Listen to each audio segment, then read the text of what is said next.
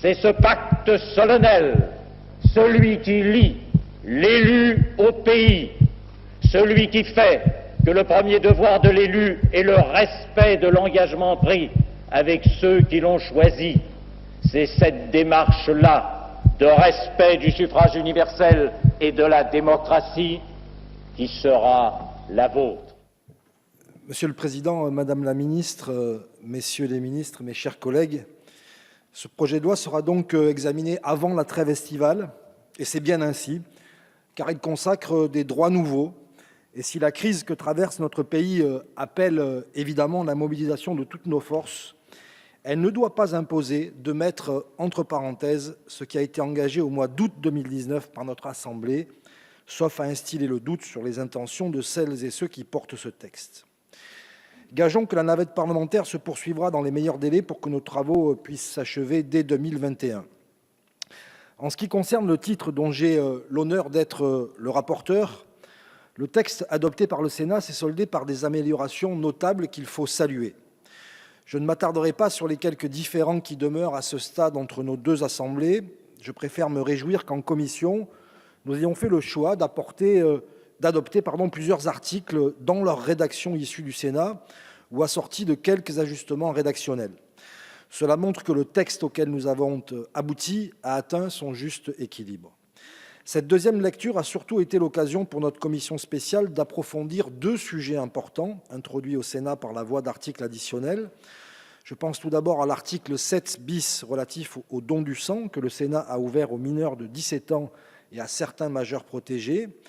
Par ailleurs, notre commission spéciale, après des débats passionnants, a fait le choix de réaffirmer solennellement le principe déjà posé dans la loi de 2016 qui dispose que nul ne peut être exclu du don du sang en raison de son orientation sexuelle.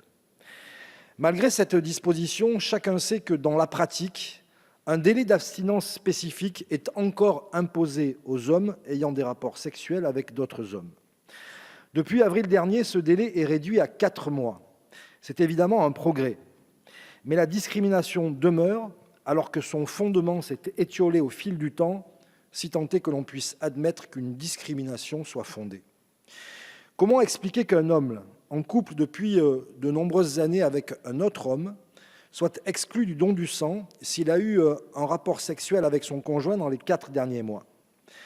Dès lors que la question du comportement sexuel emporte un risque identique pour un donneur, qu'il soit hétérosexuel ou homosexuel, comment admettre que le questionnaire préalable au don traite différemment les uns et les autres?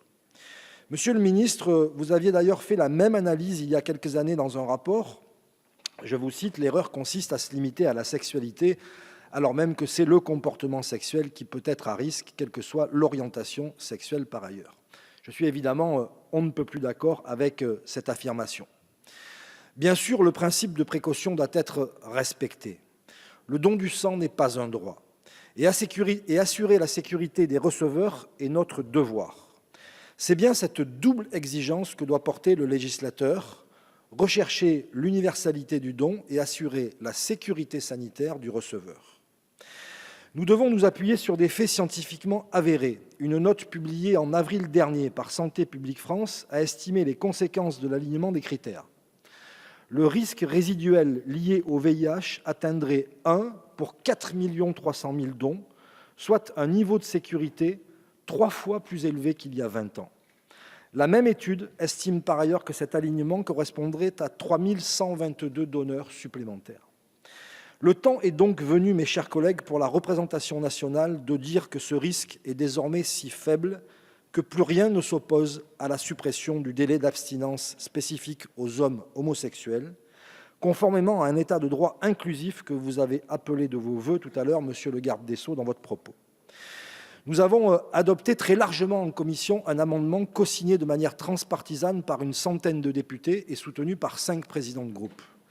Je les remercie toutes et tous et vous invite à confirmer ce vote dans quelques heures. Sur un tout autre sujet, le Sénat a également adopté un article additionnel relatif au don du corps à la science, suite au scandale qui a entaché le centre du don de corps Paris Descartes. Cet article 7 ter vient combler un vide juridique inquiétant, En effet, alors que la loi encadre strictement le don d'organes, elle ne dit absolument rien sur le don du corps à la science. En commission, nous sommes allés plus loin que la simple autorisation administrative prévue par le Sénat, avec pour objectif de mettre fin à certaines pratiques pour le moins hétérogènes selon les centres. Ainsi, rien n'est prévu par le droit sur le devenir des corps donnés. En particulier, tous les centres n'acceptent pas de rendre les cendres à la famille. Sur un sujet moins fondamental, mais qui a également son importance, de nombreux établissements semblent mettre à contribution les familles des donateurs en leur facturant des frais de participation qui, en réalité, correspondent aux frais de transport de corps vers l'établissement. La commission, enfin, a adopté à mon initiative un amendement allant dans le sens d'une plus grande clarification de ces questions. De nouveaux débats passionnants nous attendent sur l'ensemble de ces sujets. C'est donc avec enthousiasme, mais vous l'avez compris, avec aussi une certaine forme d'espérance que j'aborde cette deuxième lecture. Je vous remercie. Je vous remercie.